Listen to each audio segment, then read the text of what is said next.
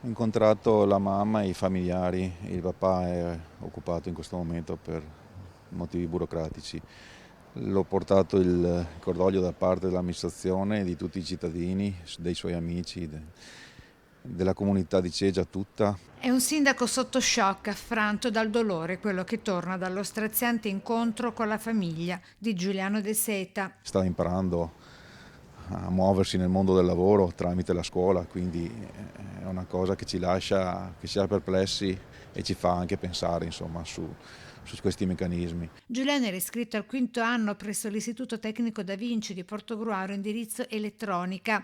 Il suo sogno nel cassetto era diventare ingegnere, racconta, raggiunta al telefono il dirigente scolastico Anna Maria Zago. Aveva grandi progetti, appassionato di tecnica, di quello che stava studiando.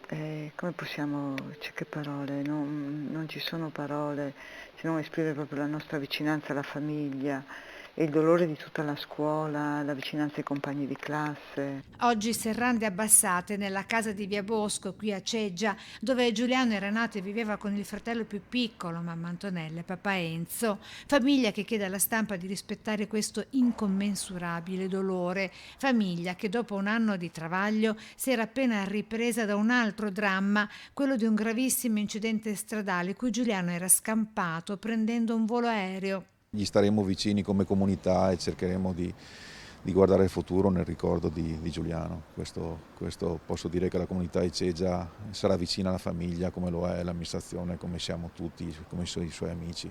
E mentre anche il sindaco di Ceggia torna a chiedere una modifica del progetto PCTO con cui gli studenti si affacciano al mondo del lavoro, L'ambiente industriale è un ambiente potenzialmente pericoloso, i rischi ci sono sempre dietro l'angolo, quindi il controllo dovrà essere magari potenziato.